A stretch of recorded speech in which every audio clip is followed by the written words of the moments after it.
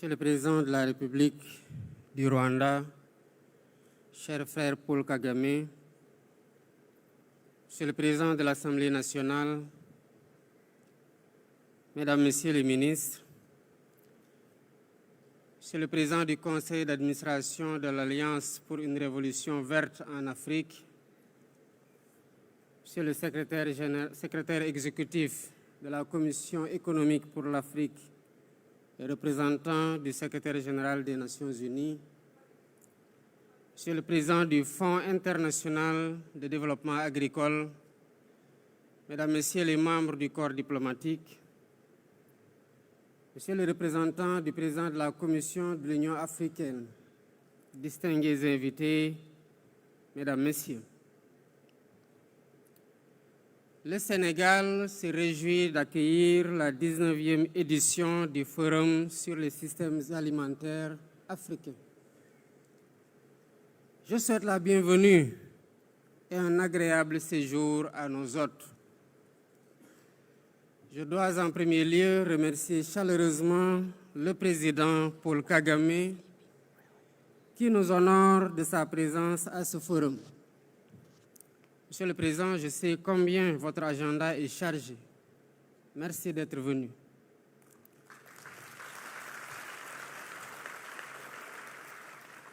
Merci à toutes et à tous d'avoir répondu à l'invitation du Sénégal.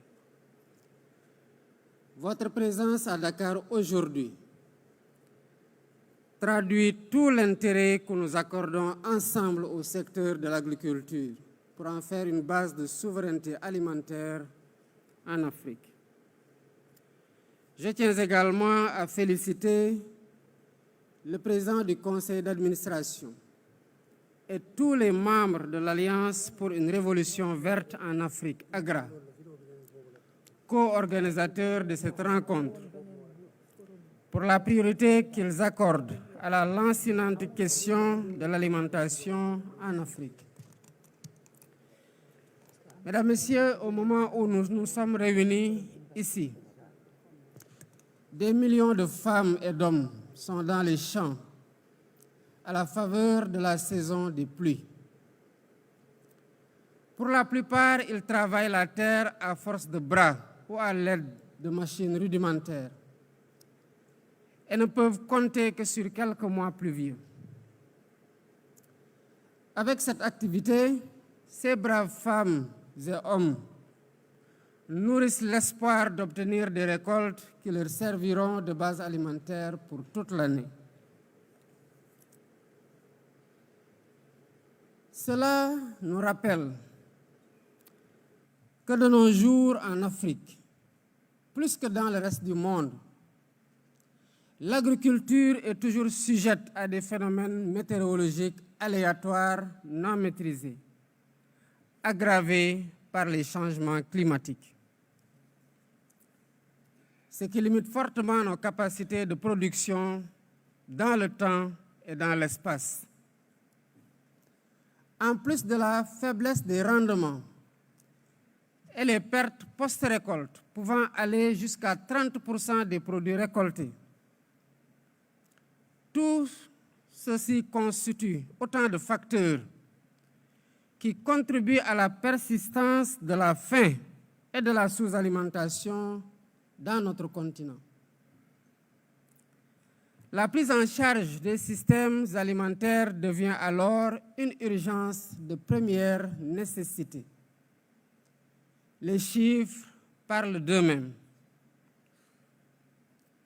Selon le rapport de la FAO publié en 2024 sur l'état de la sécurité alimentaire, plus de 700 millions de personnes ont souffert de la faim dans le monde durant l'année précédente, en particulier en Afrique. Cette situation nous éloigne davantage de l'atteinte de l'objectif de développement durable numéro 2, c'est-à-dire zéro faim à l'horizon 2030. Pire encore, si les tendances actuelles persistent, plus d'1 milliard de personnes seront sous-alimentés de manière chronique en 2030 et parmi lesquels la moitié vivra en Afrique. Le continent est donc celui qui risque le plus de faire face à l'insécurité alimentaire. Pourtant, notre continent a tout le potentiel qu'il faut pour atteindre l'autosuffisance alimentaire. Mieux, avec ses atouts, l'Afrique pourrait contribuer à nourrir le monde. Établi sur une superficie de plus de 30 millions de kilomètres carrés, le continent détient environ 65% des terres arables dans le monde et d'importantes ressources hydriques. S'y ajoute une main-d'œuvre abondante que lui confère la jeunesse de sa population, 60% ayant moins de 25 ans. Selon les projections, le continent sera peuplé de 2,5 milliards de personnes en 2050, dont 600 millions de jeunes supplémentaires en âge de travailler. Nous sommes alors à un tournant décisif qui commande de mettre la jeunesse au cœur de nos politiques de développement. C'est toute la pertinence du thème de nos travaux, à savoir jeunesse, fer de lance de la collaboration, de l'innovation et de la transformation des systèmes alimentaires. Pour faire de la jeunesse africaine le moteur du développement agricole, il nous faut assurer une éducation et une formation qui répondent aux besoins d'une agriculture moderne, intensive et durable. Ils doivent ensuite être responsabilisés et même associés à la formulation de nos politiques agricoles. Mais cela ne suffira pas. Pour transformer durablement l'agriculture, nous devons aussi investir massivement dans la modernisation des outils et méthodes de production, le développement des semences et des spéculations adaptées au changement climatique, la maîtrise de l'eau, le développement des chaînes de valeur agricoles, notamment la transformation locale des produits, ainsi que la digitalisation. Une telle démarche nécessitera la mobilisation de moyens conséquents, comme nous le rappelle la déclaration de Maputo de 2023, qui recommande l'allocation au moins de 10% du budget national à l'agriculture. C'est ce que nous faisons au Sénégal à travers la mise en œuvre de l'agenda national de transformation, dont l'agriculture est un des grands piliers. Elle est le moteur central pour atteindre la souveraineté alimentaire, le développement économique et le bien-être des populations. Aujourd'hui, nous investissons dans des modèles de production inclusifs et durables tels que les coopératives agricoles communautaires pour réduire notre dépendance aux importations de denrées de base. Nous avons aussi entamé des réformes importantes, notamment la loi sylvo-pastorale, la régulation des importations et la transformation dans la gestion des intrants agricoles. S'y ajoutent également les programmes de soutien à la production agricole, la construction d'infrastructures de stockage des récoltes et une politique ambitieuse de maîtrise de l'eau et de mécanisation agricole. Mesdames, Messieurs, pour se nourrir, l'Afrique devra compter d'abord sur elle-même. Elle doit s'inscrire dans une dynamique de solutions endogènes, en puisant dans son énorme potentiel.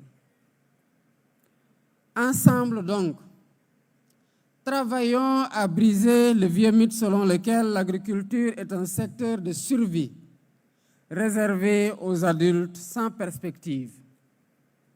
Rendons les campagnes plus attractives par leur désenclavement, l'accès aux services sociaux de base et des investissements mettant en valeur le potentiel économique de chacune d'elles.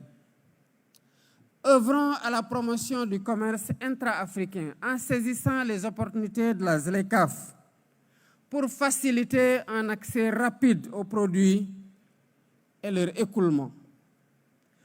Encourageons l'émergence d'un secteur privé fort, capable d'investir dans l'agrobusiness et d'approvisionner nos marchés domestiques et de vendre le surplus à l'extérieur. Un secteur privé capable d'accompagner les processus d'industrialisation par le développement des chaînes de valeur au niveau local. Unissons nos volontés, mobilisons nos ressources et faisons de la création des systèmes alimentaires robustes le moteur de la renaissance africaine fondée sur la souveraineté et le développement partagé. Je suis persuadé que notre jeunesse est prête pour relever ce défi. Elle a l'énergie, elle a la créativité, elle a la détermination. À nous, dirigeants, de lui offrir les moyens d'agir. Je salue tous les acteurs des systèmes alimentaires présents et les appelle à se mobiliser avec nous pour réussir ensemble le pari de faire de l'agriculture un choix de carrière désirable pour les jeunes Africains et de réaliser l'autosuffisance alimentaire. Je déclare maintenant ouverts les travaux du 19e Forum africain des systèmes alimentaires et vous remercie de votre attention.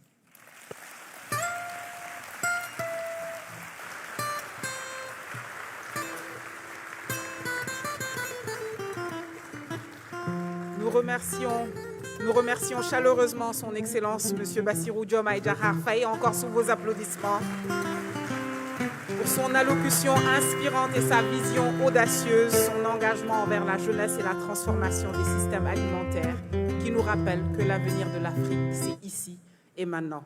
Et donc, pour célébrer cette énergie, cette créativité, cette Afrique qui vibre, Larry, on a besoin de célébrer ça. On a besoin de célébrer notre jeunesse. Yes, indeed. And you are in for such a treat with this next performance. We are in Senegal. I've loved being back here.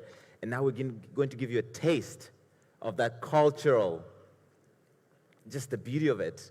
Are you ready for this? Yes, I Maimouna, am ready. Take it away. I am Who ready. are we expecting? Well, it's in Mandinka, and the group's name is It's Time. It's time for Africa's youth. Right. It's time for agriculture. It's time to fill the calabash. Okay. Watosita. Watosita, sous vos applaudissements, s'il vous plaît.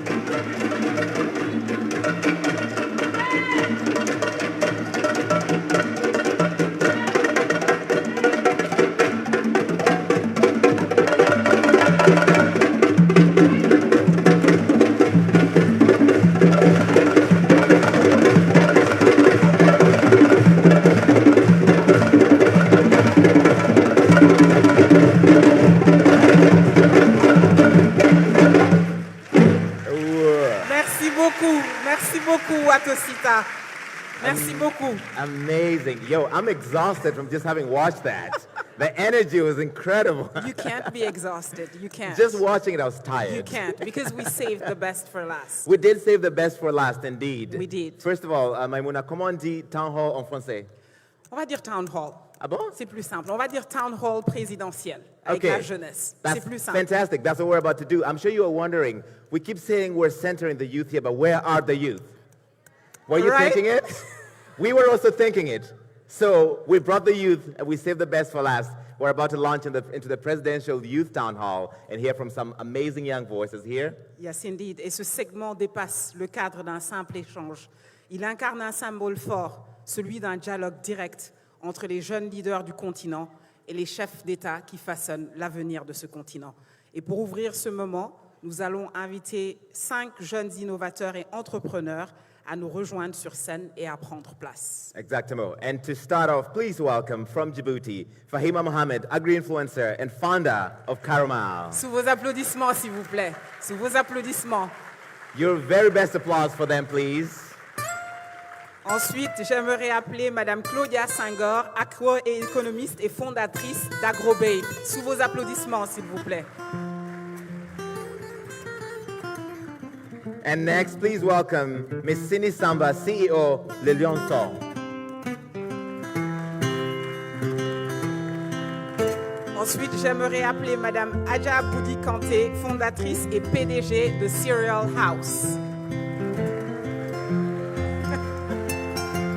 A lot of people eat Cereal House here. A lot of fans you have in the house. Please welcome Ms. Adja Boudi Kante, founder and CEO. I'm actually welcoming her again. My You're bad. welcoming her again. Adja, we love you so much. Please welcome Mr. Mustafa Sindiaye, founder of Moraz.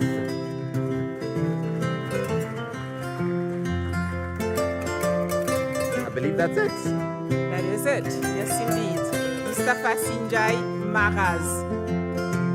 Sous vos applaudissements, s'il vous plaît. Il fait de très belles choses dans la maroquinerie. Très, très belles choses. Merci d'être là. Merci d'être parmi nous. Vous faites des choses exceptionnelles. Je vous connais toutes et tous personnellement. On nous suit aussi beaucoup sur les réseaux sociaux. Et c'est un plaisir de vous avoir. Nous allons maintenant accueillir son Excellence, Monsieur le Président de la République du Sénégal, son Excellence Bassirou Diomaye Diakhar Faye, accompagné de son invité, Monsieur le Président Paul Kagame de la République du Rwanda. Sous vos applaudissements, s'il vous plaît. On se lève pour accueillir les chefs d'État, s'il vous plaît.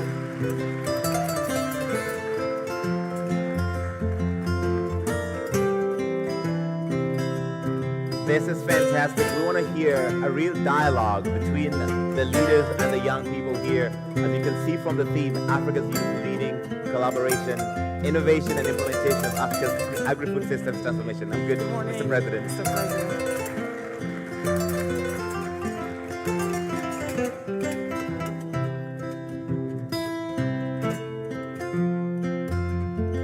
Give us a moment here to get settled.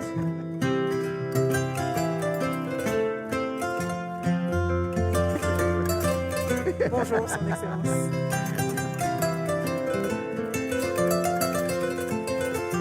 All right, wonderful. I'm going to just... Thank you, Larry. Thank you. Et donc, sans plus tarder, nous allons démarrer ce town hall présidentiel. Vos Excellences, merci de nous avoir rejoints sur ce présidium. Fatiha Mohamed, because we're in the land of hospitality, we're in the land of Teranga, we're in Senegal, we're welcoming you. The floor is yours. Yes. My name is Fahima Mohamed. I'm from Djibouti. Je vais parler en français. Je suis de Djibouti, un petit pays, mais aujourd'hui on est à la tête de l'Union africaine. Je suis une agri-influenceuse et je suis contente d'être ici. Merci beaucoup. Et ce que je fais quotidiennement, c'est attirer plus de jeunes dans l'agriculture. Je ne suis pas une influenceuse en make-up, mais plutôt dans les champs. Donc si vous me googlez Femme Girl, vous allez me trouver. Tout d'abord, je remercie les personnes qui m'ont invitée ici, mais il faut savoir aussi qu'il y a beaucoup de femmes et de jeunes qui n'ont pas eu la chance qu'on a et qui n'ont pas pu venir ici. Donc, tout d'abord, je voudrais dire merci beaucoup, Monsieur le Président du Sénégal. Le jour où vous avez été élu, j'ai fait un tweet et j'ai écrit c'est une bouffée d'air frais qui est en train d'arriver sur le Sénégal. Vous allez changer la donne. Et c'était vrai. Et je suis contente d'être ici. Monsieur le Président du Rwanda, depuis toute petite, I'm going to speak in English. From a young age, I really admire you because you are actually a he for she, and for women's rights, you did so many things for Rwandan women, but only for African women. Thank you. Et aujourd'hui, je suis ici, je n'ai pas beaucoup de temps, mais je suis ici pour dire à toutes les personnes qui sont à la tête des pays africains, l'Afrique pour l'Afrique. Et s'il vous plaît, quand vous parlez de nous, de la jeunesse, s'il vous plaît, donnez-nous une place à la table. Parlez de nous, mais avec nous.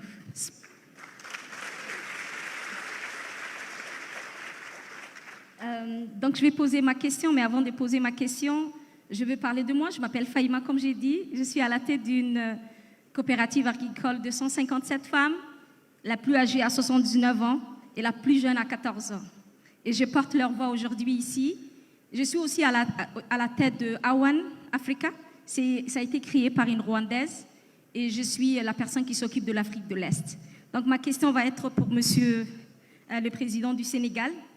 Excellence, Monsieur le Président, comment pouvez-nous, jeunes Africains, être davantage soutenus et responsabilisés? C'est ce qui manque. On parle beaucoup de nous, mais on nous donne très peu aussi pour piloter l'innovation de nos systèmes agricoles, alimentaires, mais aussi jouer pleinement notre rôle. Parce que ce continent, vous allez laisser à nous, on va en prendre soin. N'ayez pas peur. La génération TikTok est là. Merci beaucoup.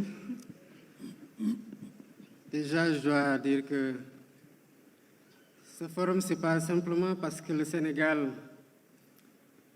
l'abrite qu'il m'intéresse particulièrement. Il y a 3 autres facteurs fondamentaux. Le premier, c'est qu'on parle déjà des jeunes. Et je me sens très concernée quand on parle des jeunes.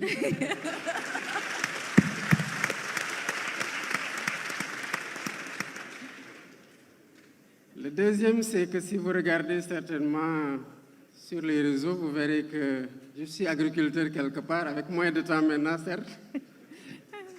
Mais je continue à m'intéresser à ce qui se fait dans mon champ quand même. Le troisième facteur, c'est qu'on parle de transformation. Et au Sénégal, justement, nous sommes à l'ère de la mise en œuvre de la vision Sénégal 2050 que nous avons conçue et qui s'appelle l'agenda national de transformation. Il y a des constats qui sont quelque peu contradictoires, si on peut le dire. Nous avons 60% des terres arables,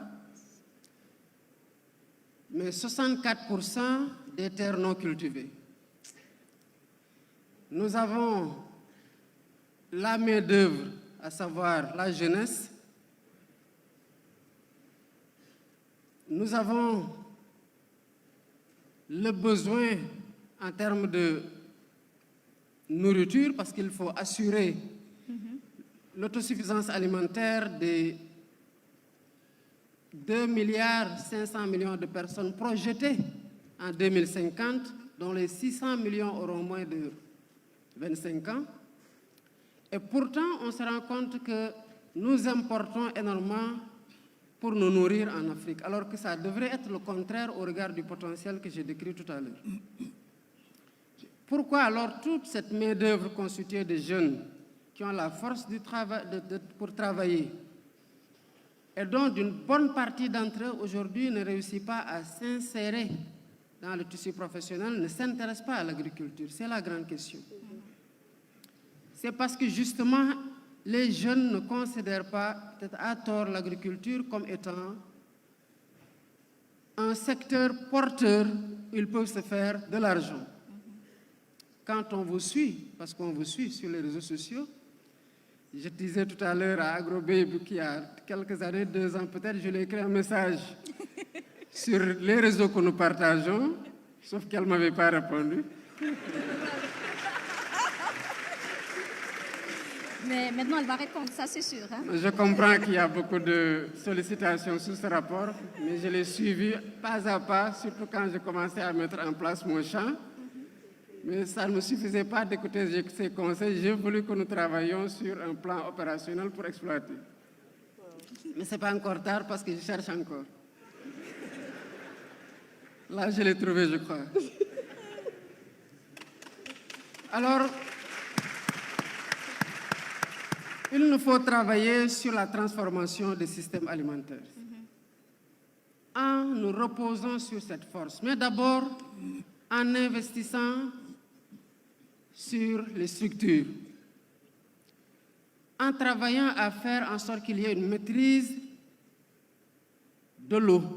Parce que pour cultiver, il faut y avoir des terres arables, mais nous cultivons 3 mois sur 12 parce qu'on n'a pas d'eau, essentiellement.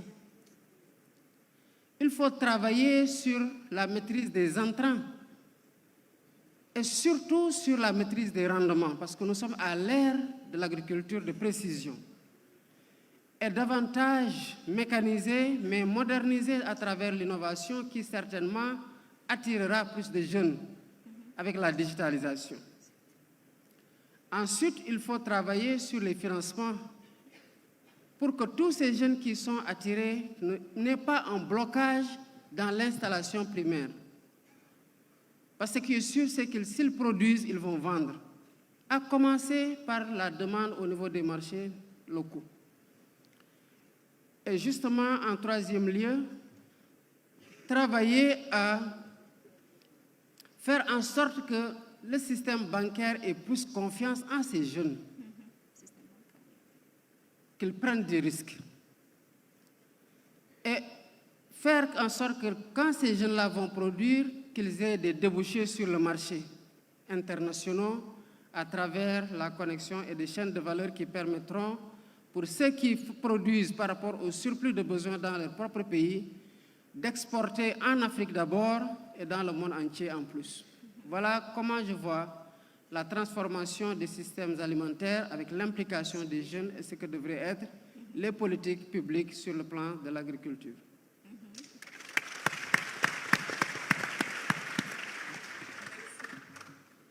Merci beaucoup, Son Excellence. Merci beaucoup. On va maintenant passer la parole à Claudia. Claudia, on va te demander quand même de retourner dans ta boîte, de retrouver ce message du président d'il y a 2 ans, de faire un dossier complet et d'aller le déposer à la présidence. Claudia, the floor is yours. C'est une catastrophe. Je sens déjà mes abonnés qui vont me dire « Mais qu'est-ce que tu as fait ?» Je vais commencer mon propos par dire que le jour où les métiers de l'agriculture feront autant rêver que la médecine, le journalisme, le droit, la finance, ce jour-là, nous aurons gagné une grande bataille. On a un agriculteur aujourd'hui qui est devenu président. Donc, j'ai bon espoir, je pense que l'avenir est radieux. Bonjour à tous et à toutes, Excellences, distingués invités.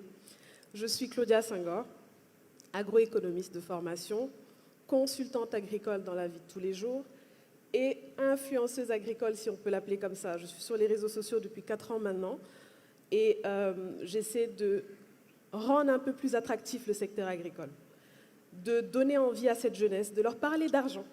Parce qu'aujourd'hui, on veut tous s'en sortir d'une manière ou d'une autre. Et si on ne parle pas d'argent, je pense que ça ne les intéressera pas. Donc c'était un peu ça le modèle de base. Parler d'argent et leur montrer que autant qu'en banque, qu'en faisant du droit ou de la médecine, en agriculture, on peut devenir millionnaire. C'était ça l'objectif de AgroBabe. Et donc depuis, on est une communauté de plus de 380 000 personnes, dont le président de la République du Sénégal.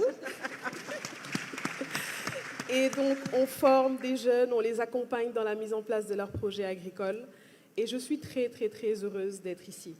En accompagnant justement des jeunes un peu partout en Afrique, que ce soit d'abord au Sénégal, un peu partout en Afrique de l'Ouest, au centre, à l'Est et au Nord, il y a quand même une problématique.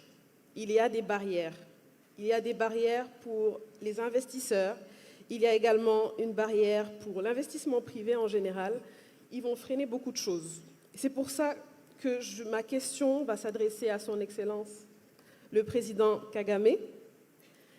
quelles réformes politiques portez-vous aujourd'hui pour attirer davantage d'investissements dans les systèmes agroalimentaires en Afrique? Je sais que le Rwanda est un exemple dans tout ce qui est agriculture, mais on aimerait bien en savoir un peu plus pour s'en inspirer. Merci.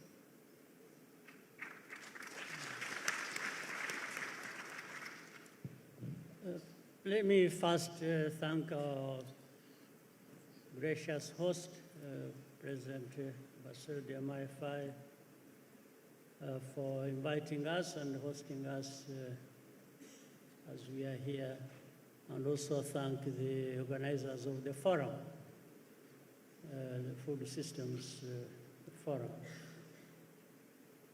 It's a very important discussion, especially at this time and point,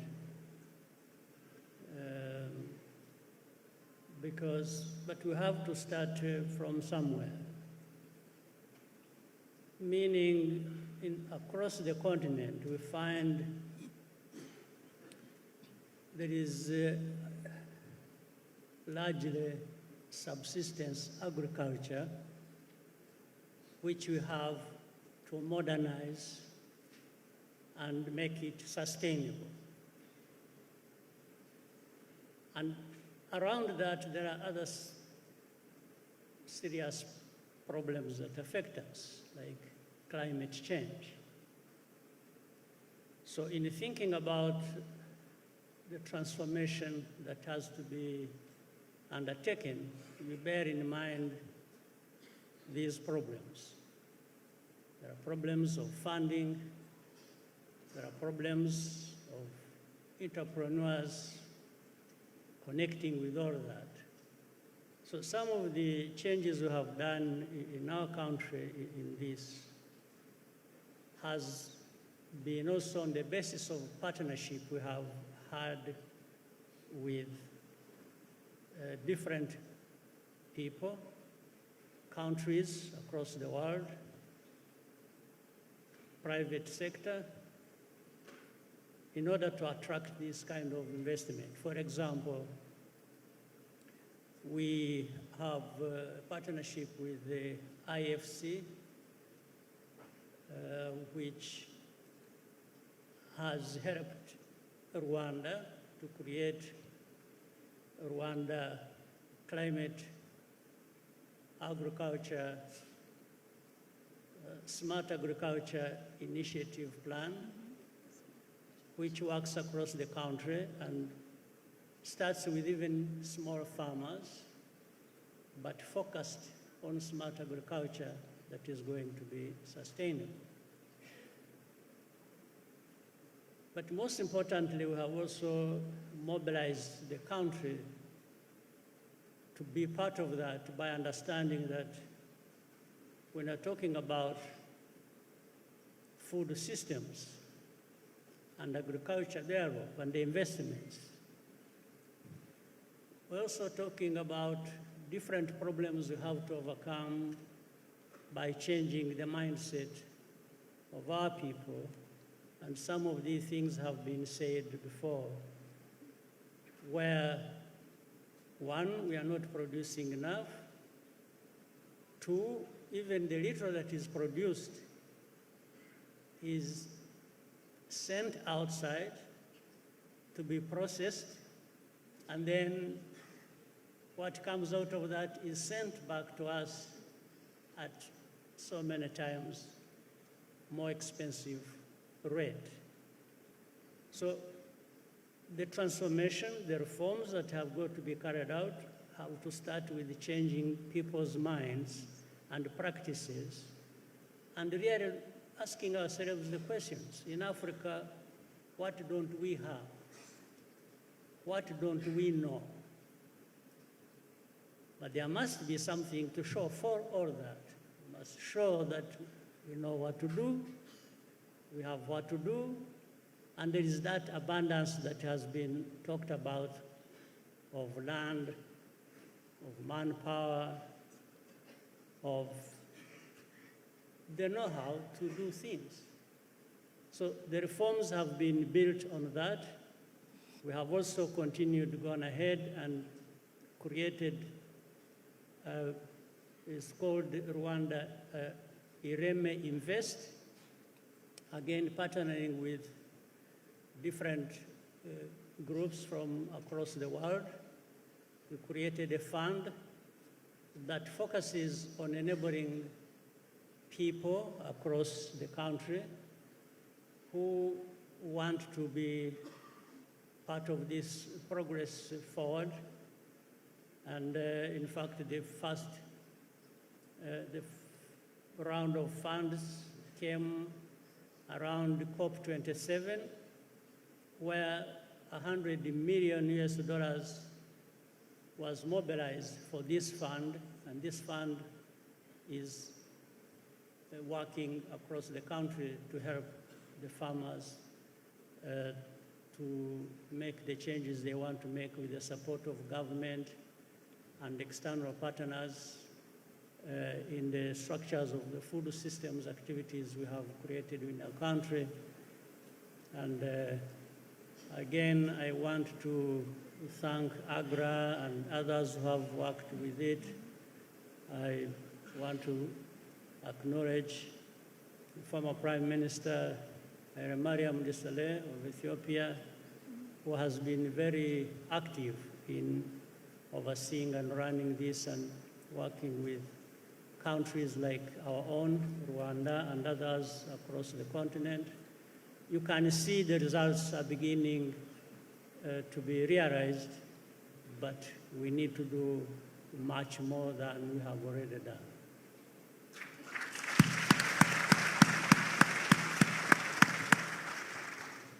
Thank you very much, President Kagame.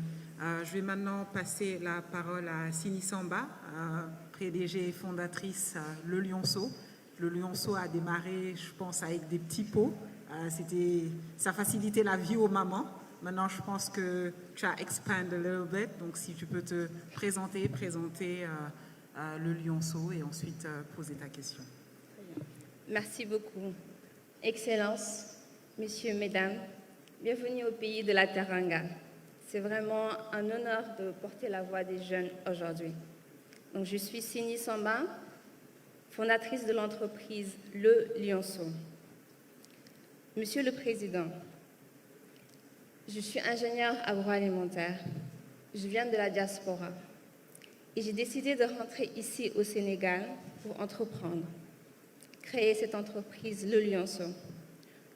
Parce que nous croyons qu'un avenir solide commence dès les premières cuillères, donc la nutrition.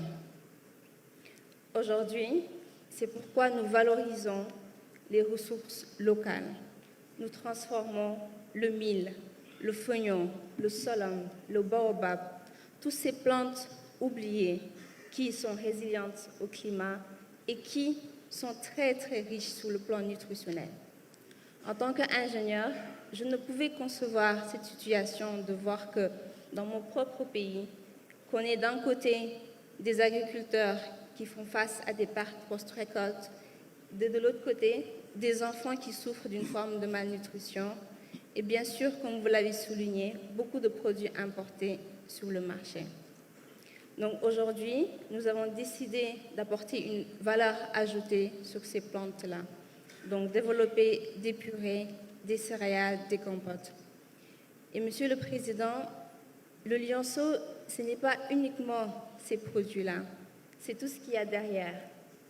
Ce sont des jeunes qui innovent, ce sont des femmes qui entreprennent et ce sont des producteurs qui retrouvent leur dignité grâce à notre activité. Aujourd'hui, le Lionceau, comme son nom l'indique, est encore jeune, mais il porte en lui la promesse d'un roi, celle d'un futur où nos enfants sont bien nourris, sont en bonne santé et sont prêts à bâtir l'Afrique de demain. Et Monsieur le Président, des entreprises comme le Lionceau, il y en a des milliers de jeunes qui sont prêts à apporter des solutions concrètes pour redéfinir le narratif africain. Aujourd'hui, je suis membre du Conseil national de l'entrepreneuriat, le CNE, et nous nous sommes regroupés en différents consortiums, dont celui sur les chaînes de valeur, sur l'agriculture. Et nous portons aujourd'hui un projet de 330 milliards pour accompagner la vision du Sénégal 2050. Nous venons, Monsieur le Président, avec des solutions concrètes pour vous montrer comment est-ce qu'on peut bâtir ensemble le Sénégal sur les 25 prochaines années, en mettant l'industrialisation locale au cœur de nos activités. Donc ma question à notre cher Président, M. Diomaye Faye, c'est comment est-ce que vous voyez aujourd'hui la mobilisation de ces ressources financières pour accompagner ces investissements-là? Parce qu'aujourd'hui, à travers ces investissements, la volonté, c'est d'avoir la souveraineté alimentaire, la création d'emplois et bien sûr, accompagner ces solutions endogènes, comme vous l'avez mentionné tout à l'heure. Donc, je vous remercie, Monsieur le Président, pour l'attention que vous accordez à cette nouvelle génération d'entrepreneurs qui portent une ambition panafricaine au service de notre souveraineté alimentaire. Merci.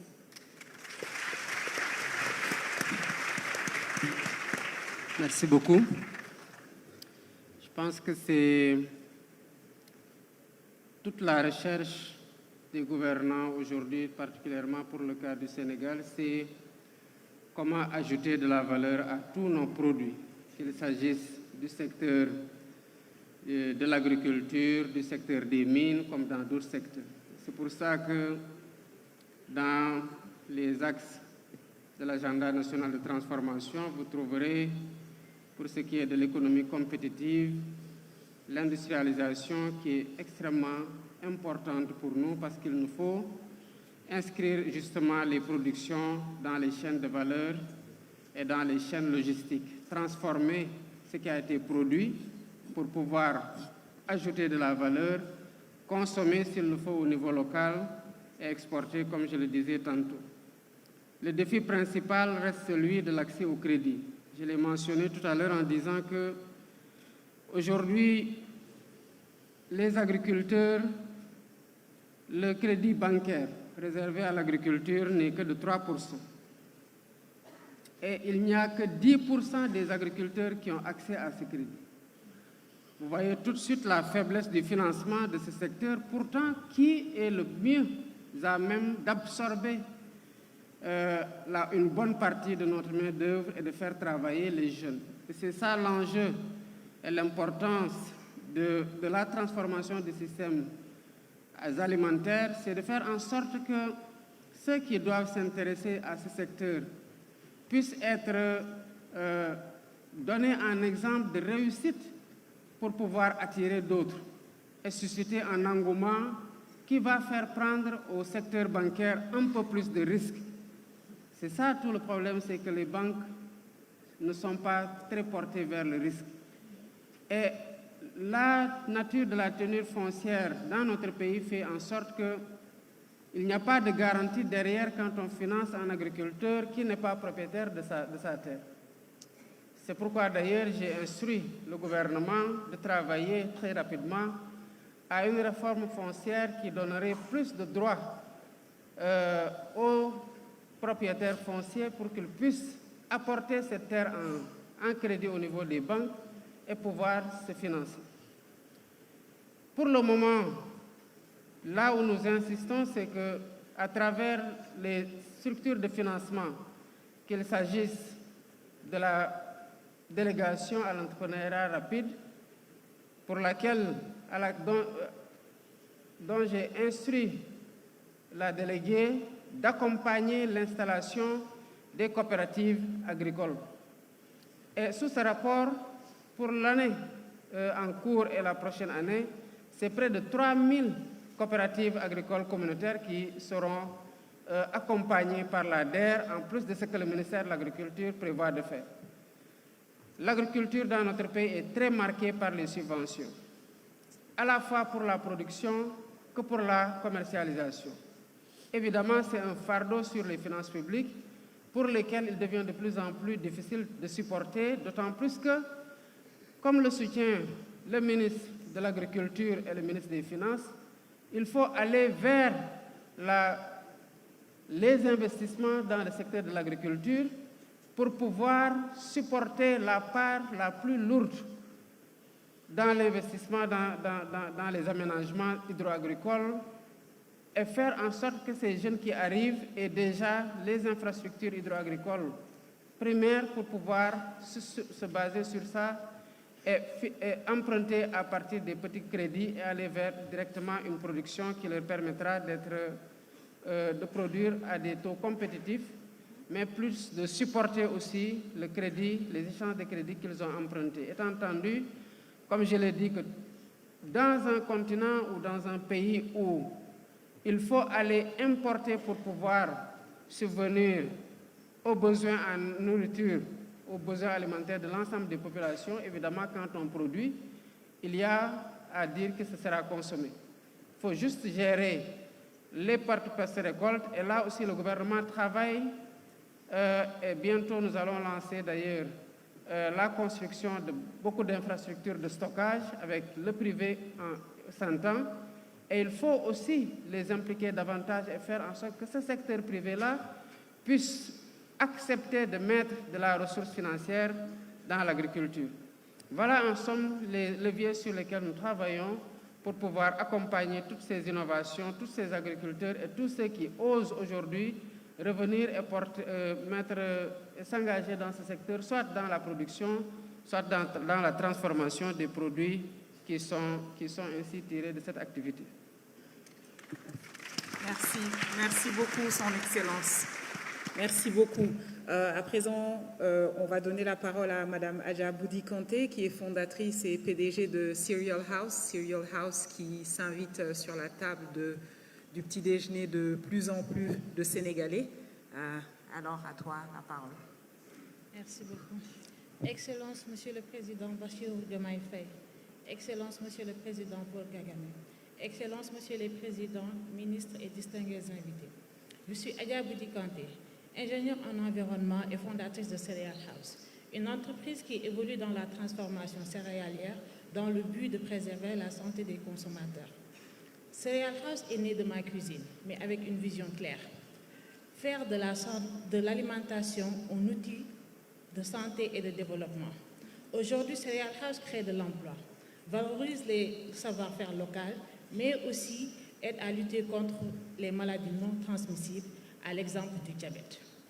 Au-delà de mon entreprise, je suis aussi représentante d'une jeunesse africaine, engagée, créative et qui est prête à co-créer l'avenir alimentaire de notre continent. Ma question s'adresse à Monsieur le Président Paul Kagame. Avec Cereal House, on est vraiment tourné vers l'innovation et on aimerait savoir comment le leadership peut soutenir l'innovation dans les systèmes alimentaires. Merci beaucoup.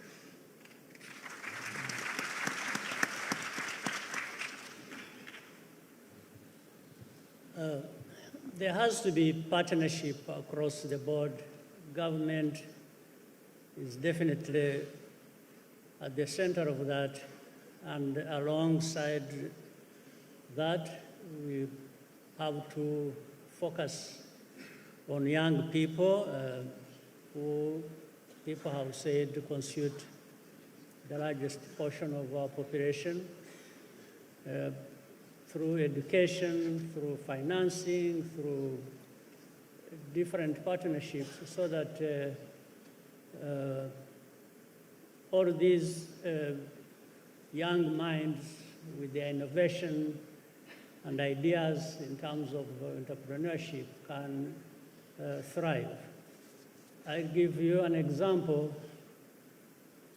Again, through partnership, we have first, with the one I said about IFC, the funding from that touches 170,000 farmers and covers 80,000 hectares.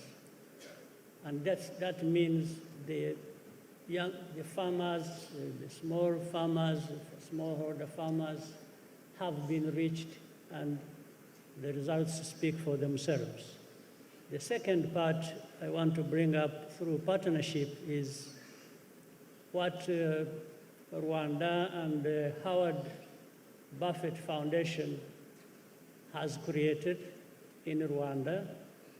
Rwanda Institute of Conservation Agriculture, RICA, And by the way, this institution, the institute, attracts young people from across the continent. It's not just Rwanda. Maybe Rwandans are about 60%, 40% of those young people in this institute come from across Africa. And by the time they graduate the first degree, they already come out with ideas of entrepreneurship, and the government, maybe also the governments of those young people from the rest of Africa other than Rwanda are also helped in terms of linking them with the finance to do whatever they have developed as ideas and around this innovation that they have come up with. So there has to be, first of all, that connection between institutions, and then there have to be ideas. The skills developed in that institute, of course, becomes value added to now spinning off these available resources that we can put to good use.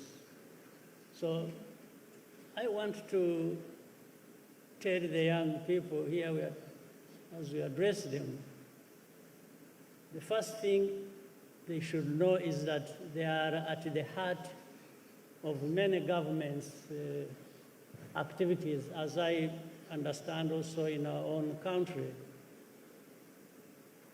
But there must be an obligation they feel also as young people. Young people, you must be feeling an obligation.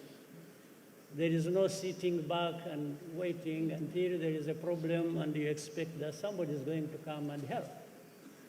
But you must be out there actively engaged in doing your part, as then we bring the support of other institutions, including those of government, to partner with you in taking your ideas further than you have already developed.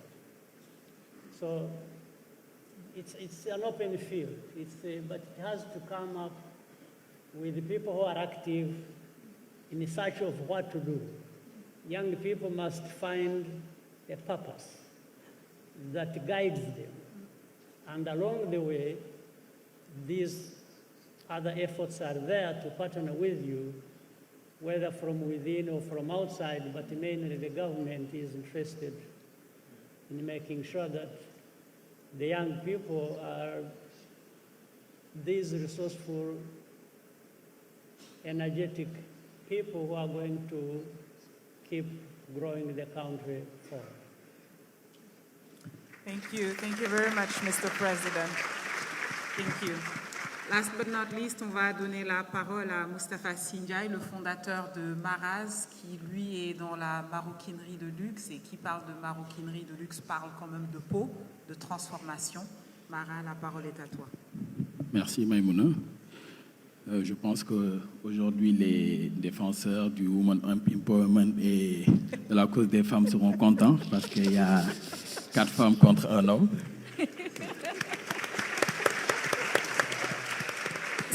C'était normal, Maraz, parce que nous avons 2 chefs d'État qui sont des he for she. Exactement.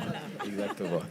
En tout cas, merci beaucoup. Excellence, je suis Moustapha Sindiaye, fondateur de la maison de haute maroquinerie Maraz, qui travaille sur le cuir et les peaux.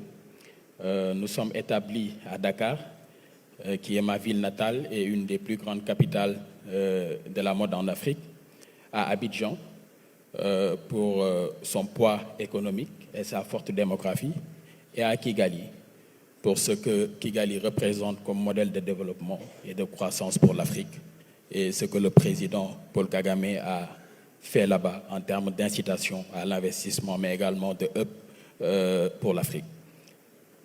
Aujourd'hui, mon engagement est fort et il est central. Il consiste à trouver comment aujourd'hui structurer nos chaînes de valeur du secteur primaire au secondaire pour transformer nos ressources locales en moteur de croissance. Beaucoup de jeunes entrepreneurs agricoles et du secteur des industries culturelles et créatives ici présents nourrissent le même rêve. Mais ils se heurtent à deux problèmes. Un manque de financement adapté et également un manque d'accompagnement technique. Au Sénégal, à travers le programme du PAVI de la DER/FJ, auquel j'ai bénéficié, nous voyons qu'avec un accompagnement financier patient, couplé d'un accompagnement technique structuré, la donne peut changer. Mais nous, jeunes Africains, nous n'avons pas toujours cette opportunité d'être devant deux modèles pour l'Afrique et pour les jeunes. C'est pourquoi, avant de poser ma question, j'aimerais faire un petit plaidoyer pour ces jeunes Africains, ces jeunes entrepreneurs. J'ai un mentor qui me disait que c'est à la petite échelle qu'on arrive à avoir l'universalité des fonctions. Si vous allez au niveau du centre des expos, juste derrière, où les entrepreneurs africains, sénégalais exposent leurs produits, leur créativité dans tout domaine confondu, vous verrez que ces jeunes ont fini de tester à la petite échelle. Aujourd'hui, ce que nous voulons, c'est que nos États nous permettent de dupliquer en Afrique, pour l'Afrique et vers le monde. Nous avons pu réunir les fragments de notre histoire, de notre culture, et nous avons envie de la raconter au monde entier. Nous avons également aujourd'hui essayé de reprendre cet héritage qui nous a été légué sur notre savoir-faire ancestral, et nous ne voulons pas le transmettre comme tel aux générations futures. Nous voulons apporter notre pierre à l'édifice par la technologie, par l'innovation, par l'intelligence artificielle. Et aujourd'hui, chers gouvernants, la seule possibilité que vous avez pour régler la question de l'emploi en Afrique ne passera pas par le pétrole, ça ne passera pas par la technologie, ça ne passera que par le secteur primaire et le secteur secondaire. Entre l'agriculture, l'artisanat et la pêche. Et c'est pourquoi nous demandons au président Paul Kagame et Bassirou Diomaye Diakhar Faye de faire confiance en la jeunesse. Et que ce que nous demandons aujourd'hui, c'est que les choses ne se limitent plus aux discours et aux slogans. Nous avons besoin d'avoir une idée claire de là où nous allons, de savoir concrètement comment nous pouvons faire pour structurer les chaînes de valeur. Celle du cuir commence par l'élevage jusqu'au produit fini. Et qui parle d'élevage, parle d'alimentation du bétail. Et c'est cela qui donne la peau de qualité. Et ma question aujourd'hui est celle-ci.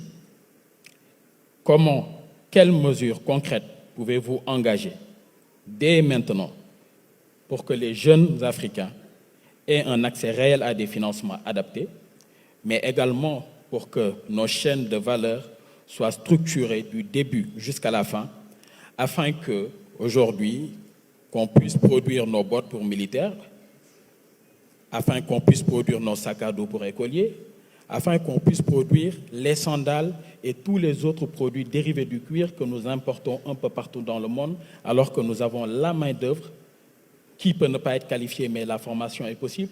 Nous avons la matière première. Tout ce qui nous reste, c'est une volonté étatique. Donc la question est adressée aux deux présidents. Merci beaucoup.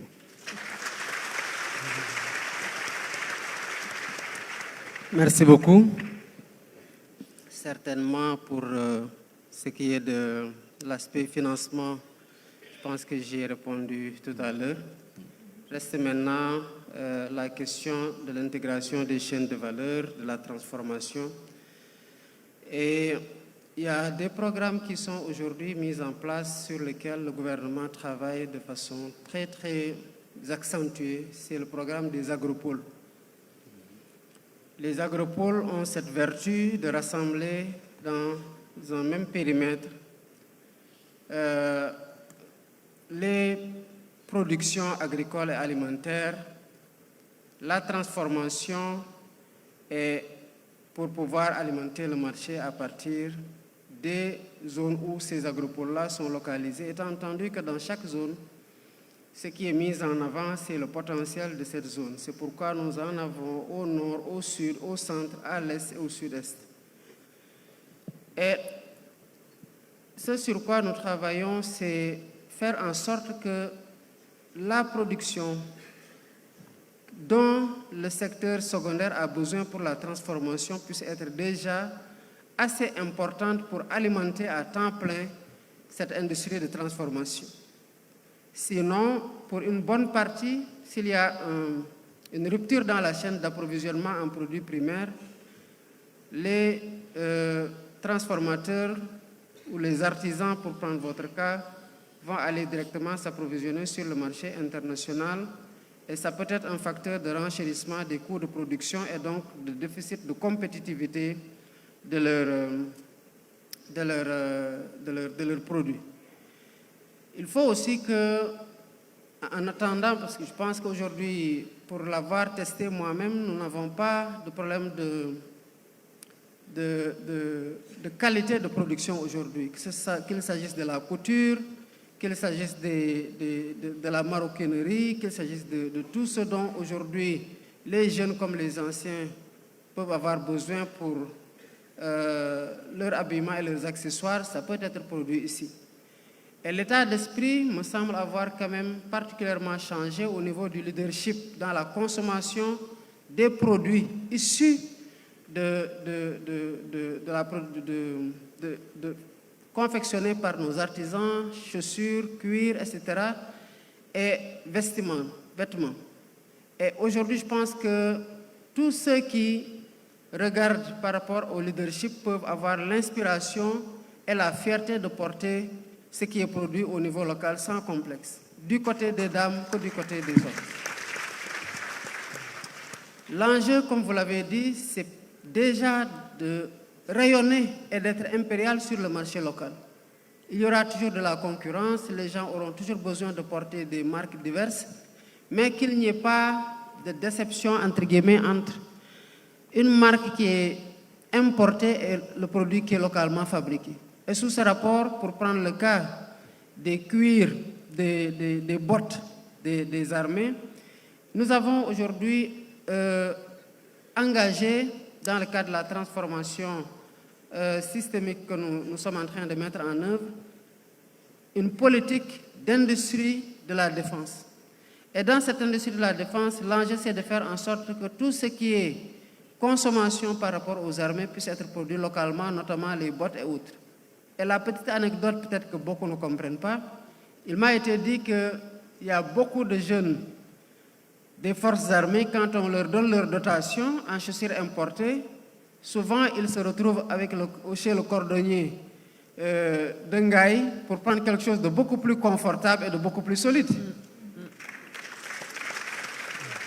Cela veut dire que si on donne la possibilité à ces cordonniers de produire à grande échelle, évidemment, et de faire en sorte que la commande militaire puisse s'approvisionner là-bas, ces jeunes vont grandir très rapidement. Et le confort qui est recherché par le policier, le gendarme ou le militaire est le même qui est recherché par n'importe quel policier, militaire, gendarme d'un autre pays africain ou même partout ailleurs dans le monde. Donc le potentiel existe. Maintenant, l'accompagnement est là, je pense que vous êtes un exemple. Je citais tout à l'heure la DER avec le PAVI 2, effectivement pour parler des coopératives agricoles. Et voilà tout à l'heure que vous, dans la chaîne de transformation de la valeur ajoutée, la DER se déploie aussi pour financer ceux qui transforment les mêmes produits. Parce que ce que je disais à la déléguée générale de la DER, je le dis, il faut que l'intégration entre l'agriculture au sens primaire puisse être faite avec l'élevage. Parce qu'effectivement, l'agriculteur qui va aller cultiver de l'arachide, sera très intéressé de savoir quel est le prix que le gouvernement va retenir pour l'écoulement de sa production de l'année. Mais généralement, c'est le foin qui est beaucoup plus cher que l'arachide qui est en réalité le produit qui a été recherché. Et ce foin-là, c'est parce qu'il alimente au niveau de l'élevage que le foin est aussi cher et qu'il est aussi prisé. Et la transformation même se ressent dans la qualité des services de l'élevage et, comme vous l'avez dit, dans la qualité des cuirs et peaux. Maintenant, cette industrie-là de transformation à petite échelle comme à l'échelle moyenne et à grande échelle est en train d'être implantée progressivement à travers le soutien aux artisans de votre rang qui commencent à se déployer sur le marché international ou sous-régional en tout cas, et à l'implantation à une plus grande échelle pour pouvoir aussi davantage insister sur la formation des talents et des créateurs qui doivent toujours être au diapason de ce qui se fait dans le monde de mieux.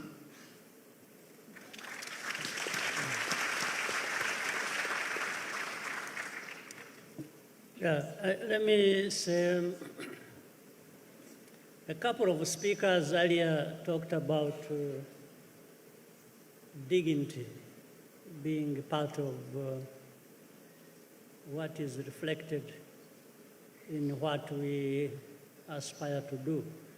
If we can feed ourselves, if we can do the right things to grow, to develop our countries, I think it very much centers on what we can do as Africans to dignify ourselves. And also this is linked with what is entailed in your question. How do we approach things so that everything doesn't remain at the talking level? Because we have conferences, we have forums, everywhere, we are saying the right things, we are doing, but in the end, what is it that we can measure that we should be able to show has come out of the different efforts people carry out in different places? I think this is where we are still falling short and must work harder to achieve. If we are talking about food systems and food security and so on and so forth, but we continue and having so much arable land and all other resources, water and even technology to serve us where there is lack of or scarcity of certain things. Why don't we do what we know we have to do, or what we have so much said about what we have to do, to make sure that we are able to get results we can measure and know that we have come from here and this is where we are, and it is a reflection of the efforts that people have put into it, based on the need, based on the knowledge, and based on the kinds of partnerships that we talk about every day.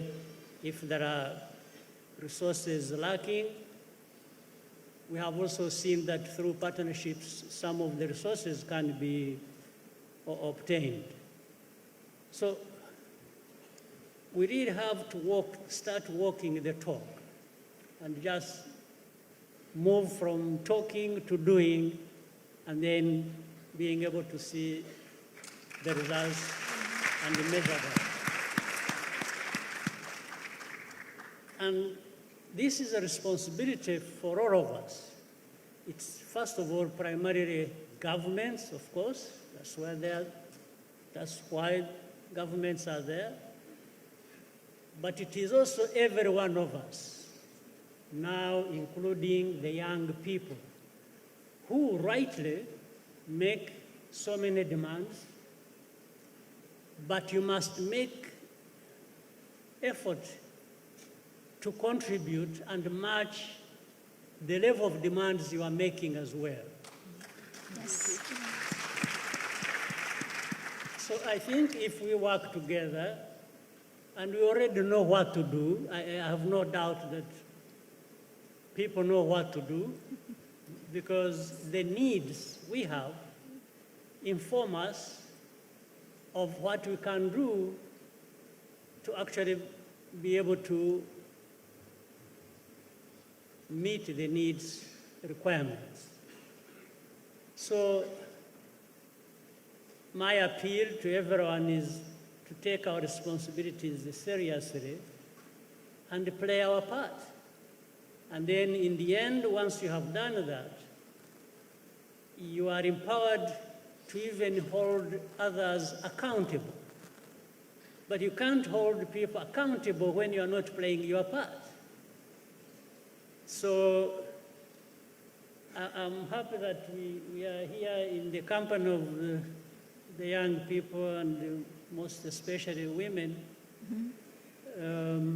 Women, by the way, for example, in my country, constitute the biggest percentage of our population. So women are 52%, 51%. Men are 49%. So women are very important.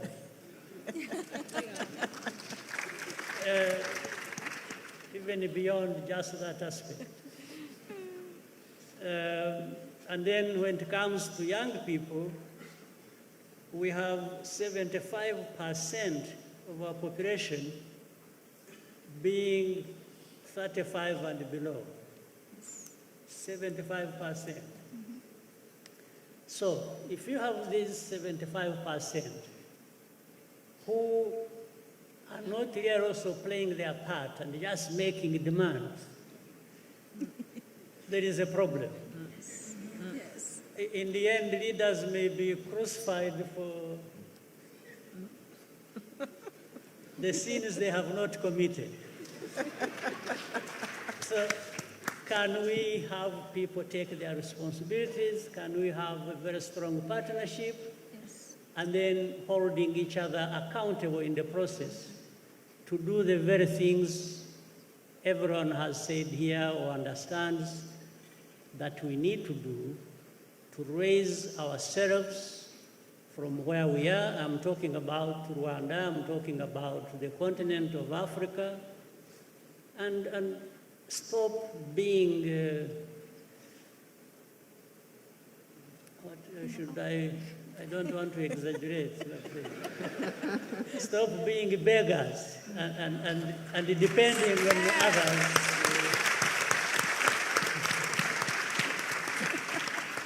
We can't keep depending on the rest of the world. When we have everything, when our people know what to do, when there is really nothing lacking. And this covers the very topic we are discussing. Wow. I rest my case. Wow. Thank you. Thank you very much. Thank you very much, His Excellency Paul Kagame, and thank you for reminding us that we need to move from talking to doing, and it's an honor to be able to have such presidents with true leadership who are here to listen to the youth, but also to stand beside them. So thank you so very much. Before we wrap up, my co-host Larry, I think, has one last question for you, President Kagame. Larry. Thank you.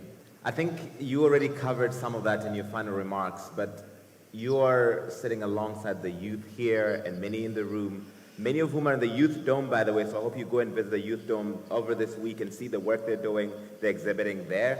But what's the word for both excellencies? What is your message for African youth? What do you want to leave them with?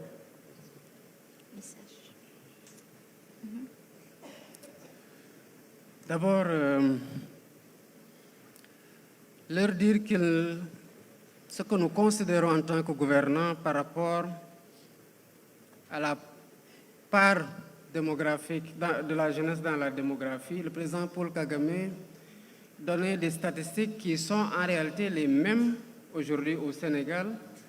Un âge médian de 19 ans, moitié de la population âgée à 19 ans, mais 75% ont entre 35 ans et 0. Donc nous avons la même démographie dans les différents pays en Afrique.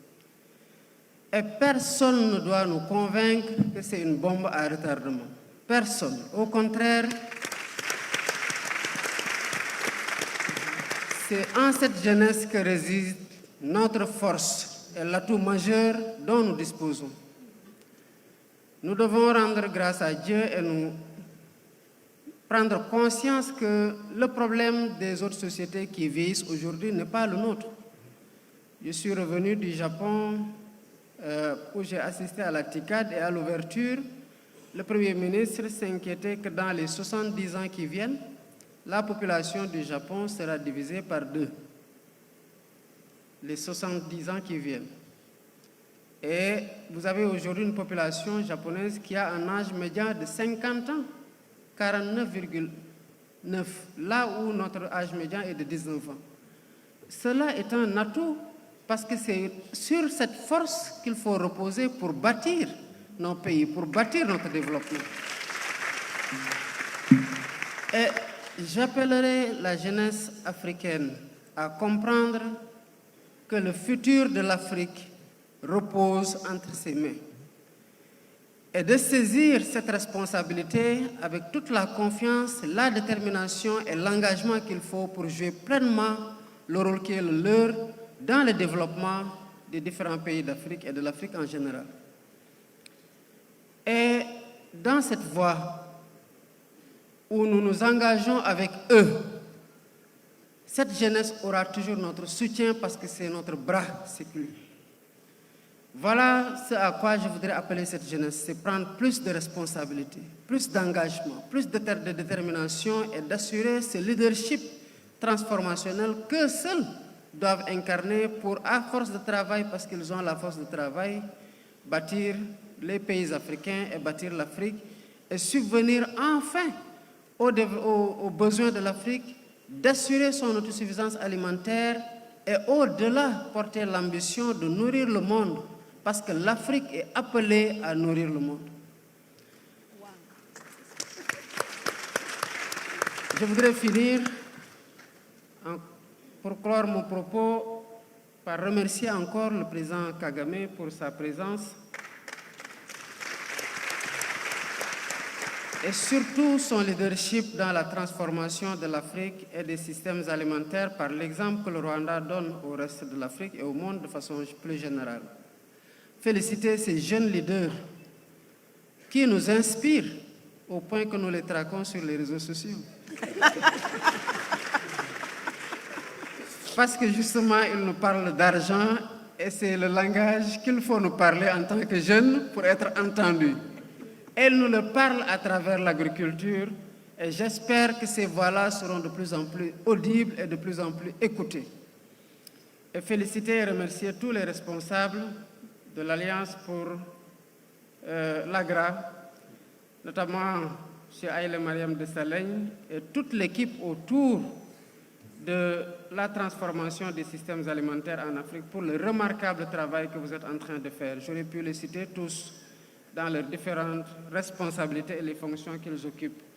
Mais sachez que nous sommes très fiers du travail que vous êtes en train de faire et vous nous aurez à vos côtés pour que nous participions à faire du rêve de l'autosuffisance alimentaire en Afrique une réalité et de faire jouer ce rôle d'Afrique mère, donc nourricière du monde, à l'Afrique aujourd'hui avec sa jeunesse. Merci beaucoup. Merci. President Kagame. All right. Let me start with a short story. About 10 years ago or more, whenever I would have an opportunity addressing our young people in Rwanda, I used to tell them, and people thought it was a joke, but in the end it turned out to be a reality. I used to tell our people that I see young people, whenever there are problems in the country, they want to run away and go abroad. They go to Europe, they go to Canada, America, wherever. And I used to say, first of all, there will always be problems in any country, and there are more problems probably in our continent than others. But I used to tell them, instead of running away and going abroad and leaving your country, let's work together and find a way to resolve our problems, because there are problems everywhere. But at the same time, I used to tell them, I said, in fact, I can predict that in a short time, there will be, where you are going, they will be chasing you back to where you came from. That's about nearly 15 years ago. Now, I think I have been vindicated. So I'm saying this to remind us that there are problems everywhere. In Africa, in Rwanda, there are problems. There's no question about it. We need to address those problems. But we would rather concentrate on dealing with our problems than running away from them. So the young people, my simple message to you is, let's not run away from problems. Because even where you run to, you will find problems. Maybe more problems. And especially when they send you back where you came from. So, but alongside that, young people find a purpose, know there are going to be problems, try and fail, but don't fail to try. I thank you. Thank you. You know, President Kagame said, you predicted 15 years ago that they would be chasing them back, sending them where they came from. Is that why you're accepting them?